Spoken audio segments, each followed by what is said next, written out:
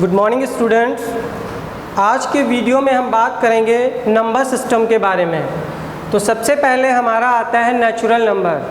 जो हमारे counting numbers होते हैं वो नेचुरल नंबर होते हैं, जिसको हम कहते हैं प्राकृतिक संख्याएं। कहने का मतलब है जो संख्याएं वस्तुओं को गिनने के लिए प्रयोग की जाती हैं वो हमारी प्राकृतिक संख्याएं होती हैं, जैसे 1, 2, 3, 4... इसके बाद आता है हमारा होल नंबर्स। होल नंबर्स क्या होते हैं? होल नंबर्स को हम कहते हैं पूर्ण संख्याएं। पूर्ण संख्याएं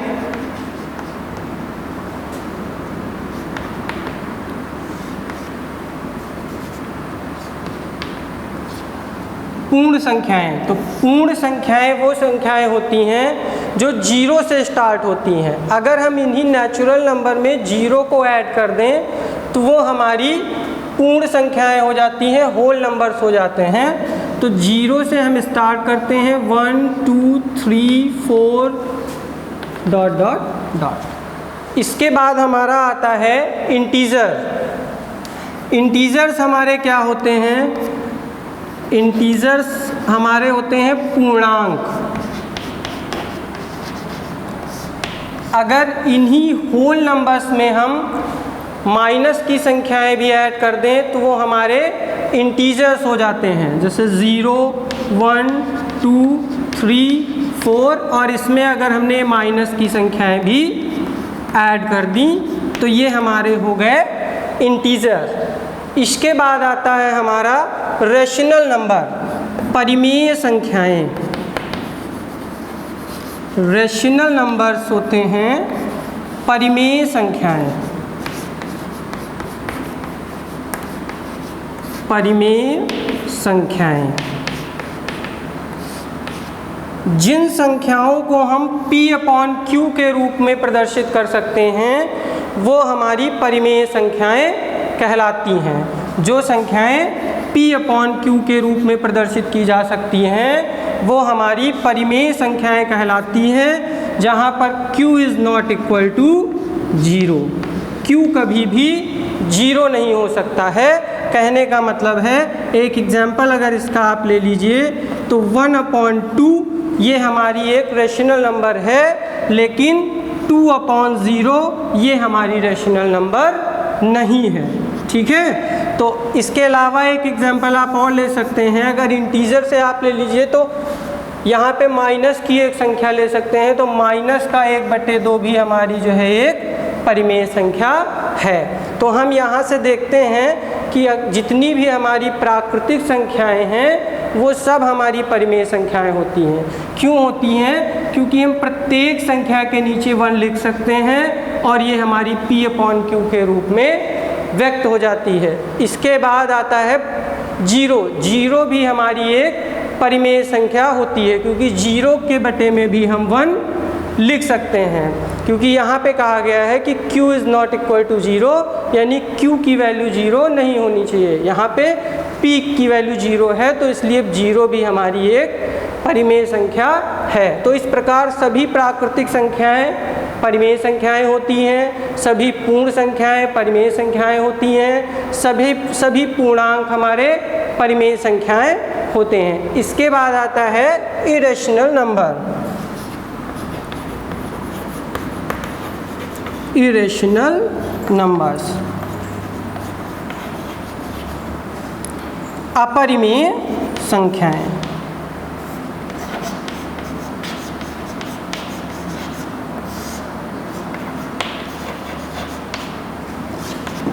अपरिमेय संख्याएं वो संख्याएं होती हैं जिनको हम P/Q के रूप में व्यक्त नहीं कर सकते हैं। तो ऐसी कौन सी संख्याएं होती हैं जिनको हम P/Q के रूप में व्यक्त नहीं कर सकते? ऐसी संख्याएं होती हैं, रूट की संख्याएं होती हैं जो पूर्ण वर्ग ना हो। कहने का मतलब है √3, √5, √7 जो इस तरीके की संख्याएं होती हैं ये आपकी पूर्ण वर्ग नहीं है, और रूट के अंदर हैं तो ये अपरिमेय संख्याएं हो गई। अगर ले लीजिए आप √4, तो ये आप देखेंगे यहाँ पे कि 2 का होल स्क्वायर है, तो ये आपका रूट हट जाएगा तो इसकी वैल्यू 2 आ जाएगी, और 2 आपकी जो है एक रैशनल नंबर है। तो इस प्रकार से √4 जो है आपकी एक अपरिमेय संख्या नहीं है। ठीक है, तो और इसके अलावा जो आपकी नॉन टर्मिनेटिंग और नॉन रिकरिंग डेसिमल्स होते हैं वो भी आपके जो है इरेशनल नंबर्स में आते हैं। उसका एक एग्जांपल ले लीजिए 1.1001 0001 000001 ... अब ये आप देखेंगे कि ये नॉन टर्मिनेटिंग और नॉन रिकरिंग है, तो इस तरीके की संख्याएं भी आपकी अपरिमेय संख्याएं होती हैं। अब यहाँ पे आपका आया है terminating and non terminating, repeating. तो टर्मिनेटिंग नंबर्स क्या होते हैं? टर्मिनेटिंग नंबर्स वो नंबर्स होते हैं, इनको हिंदी में कहते हैं टर्मिनेटिंग डेसिमल्स को कहते हैं शांत दशमलव। तो शांत दशमलव वो होते हैं, जैसे आपका P/Q के रूप का एक फ्रैक्शन आप ले लीजिए, जैसे आपने ले लिया 1/2। ठीक है, तो 1/2 आपने ले लिया, तो आप इसको देखेंगे कि अगर इसको 2 से 1 को डिवाइड करेंगे तो ये आपका पॉइंट लगाया 0 आया, 2 5 जा 10, कहने का मतलब है 0.5 इसकी वैल्यू आ गई। तो ये आपका आता है टर्मिनेटिंग डेसिमल में। एक और एग्जांपल ले लीजिए आप, जैसे आपने ले लिया 22/5। अब 5 से 22 को डिवाइड कर दीजिए, 5 4 जा 22, पॉइंट लगाया 0, 5 4 जा 20, तो आपका ये कितना आ गया 4.4। तो यहाँ पे हम देख रहे हैं कि ये एक निश्चित समय के बाद दशमलव के जो शेषफल है वो शून्य हो जाता है, यानी कुछ भी नहीं आता है आपका। तो शेषफल जब शून्य हो जाता है तो इस तरीके के नंबर जो है आपके होते हैं टर्मिनेटिंग नंबर्स, टर्मिनेटिंग डेसिमल्स। ठीक है, ये आपका डेसिमल टर्मिनेटिंग डेसिमल है। अब इसके बाद आपका आता है रिपीटिंग डेसिमल। रिपीटिंग डेसिमल में क्या होता है कि आप कितनी भी भाग की प्रक्रिया करें लेकिन उसमें आपका शेषफल कभी भी शून्य नहीं आता है। तो जैसे आप इसका एक एग्जांपल ले लीजिए 1/3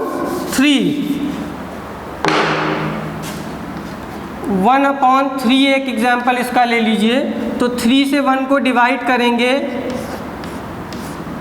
पॉइंट लगाया 0 आ गया, 3 3 जा 9, फिर 1 आ गया, फिर 0 लगाया, 3 3 जा 9, फिर आया, फिर 0 लगाया, फिर 3 3 जा 9।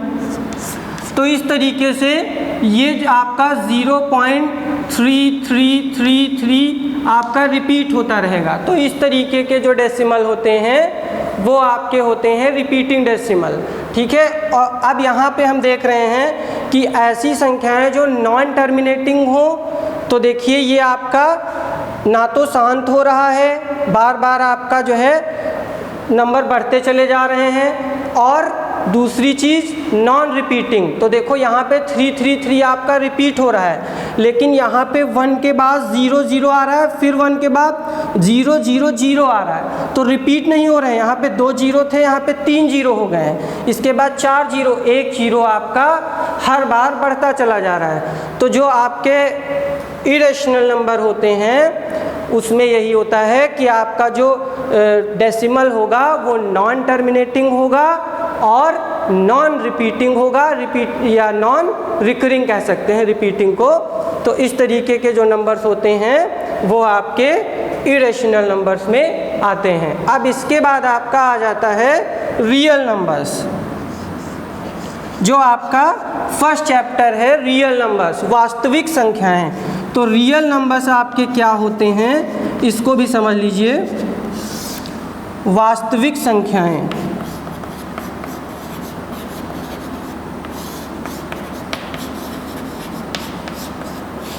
तो ऐसी अगर हम यहाँ पे एक बैग बना लें और इसमें नेचुरल नंबर ले लें, होल नंबर भी ले लें, इंटीजर्स भी ले लें, P/Q यानी रैशनल नंबर भी ले लें, इरेशनल भी नंबर भी ले लें, तो इन सबको मिला के हमारे रियल नंबर्स बन जाते हैं। तो ये सभी संख्याएं जो हैं रियल नंबर्स में आपकी आती हैं। और कह सकते हैं कि अगर किसी संख्या का पूर्ण वर्ग है वो नॉन नेगेटिव है यानी धनात्मक संख्या है, तो इस तरीके की संख्याएं भी हमारी रियल नंबर्स होती हैं। अगर आप इसमें से किसी का भी पूर्ण वर्ग कर दीजिए, 2 का स्क्वायर कर दीजिए 4 आएगा, धनात्मक आएगा। -1 का भी स्क्वायर करेंगे तो प्लस का 1 हो जाएगा। √3 का भी स्क्वायर करेंगे तो 3 आ जाएगा। तो कहने का मतलब है सभी धनात्मक ही आएंगी। तो ये संख्याएँ हमारी क्या होती हैं? वास्तविक संख्याएं। अगर आप कहेंगे कि आप रूट की संख्या अगर इस तरीके से आप ले लीजिए -√-5, अब अगर आप इसका स्क्वायर करेंगे तो रूट तो हट जाएगा लेकिन -5 आएगा। तो जो ये नंबर्स आपके होते हैं ये आपके क्या होते हैं? वास्तविक नहीं होते हैं। ठीक है, तो ये आपका था। इसमें आपने देखा कि रियल नंबर्स जो है natural number, whole number, integer, rational number, irrational number, इन सबको मिला के हमारी वास्तविक संख्याएं बनती हैं। अब इसके बाद आपका आता है, अगर आपसे कहा जाए कि रिपीटिंग नंबर्स जो हैं हमारे उनको हम P/Q के रूप में कैसे व्यक्त करते हैं। तो देखिए इसको, जैसे हमने आप एक एग्जाम्पल ले लिया 0.6 बार। अब यहाँ पे हम देख रहे हैं इसको हम लिख सकते हैं 0.666 ... ठीक है, तो इसको हम P/Q के रूप में कैसे व्यक्त करेंगे? तो इसको हम सबसे पहले क्या करते हैं, मान लेंगे, माना x = 0.666 ... ये आपकी फर्स्ट इक्वेशन हो गई। इसके बाद हम इसको 10 से मल्टीप्लाई कर देंगे दोनों तरफ, तो दोनों पक्षों को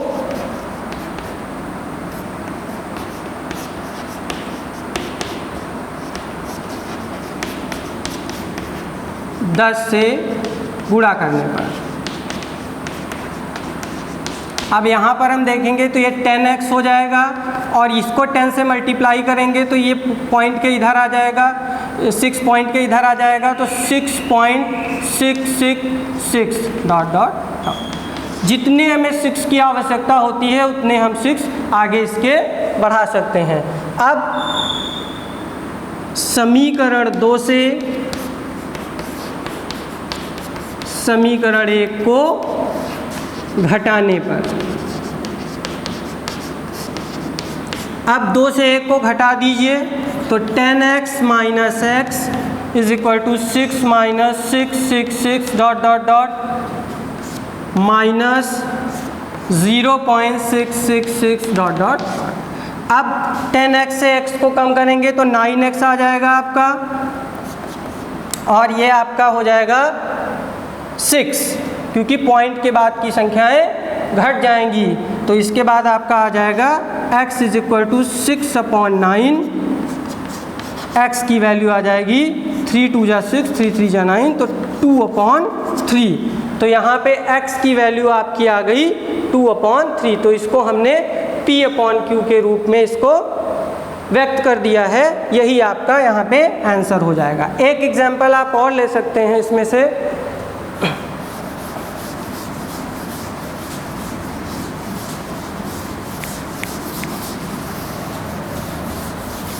एक एग्जाम्पल आपका हो गया। अगला एग्जाम्पल आप ले सकते हैं 0.001 बार। अब यहाँ पे हम देखेंगे तो इसको हम लिख सकते हैं 0.001 001 001 ... अब इसमें हम देख रहे हैं कि पॉइंट के बाद 3 संख्याएं आपकी रिपीट हो रही हैं। तो सबसे पहले हम इसको लिखेंगे, माना x इज इक्वल टू 0.001001001001, ये आपका पहला समीकरण हो गया। अब यहाँ पे 3 संख्याएं रिपीट हो रही हैं, तो इसको 1000 से मल्टीप्लाई कर दीजिए।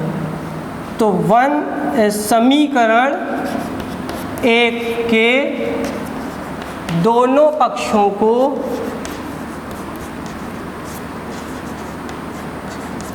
1000 से गुणा करने पर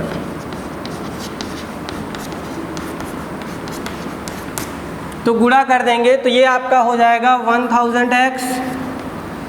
अब यहाँ पे ये पॉइंट यहाँ पे आ जाएगा आपका, तो ये आपका क्या हो जाएगा 1.001001,001, ठीक है। तो ये आपका इस तरीके से डॉट डॉट डॉट दूसरा समीकरण हो गया। अब समीकरण 2 से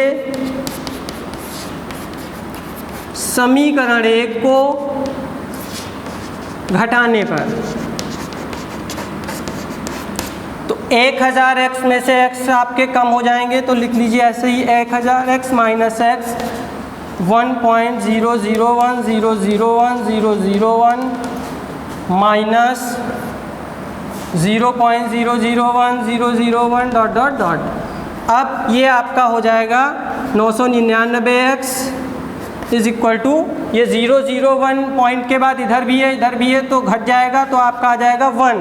तो x की वैल्यू आ जाएगी 1/999। तो ये भी आपका P/Q के रूप में व्यक्त हो गया।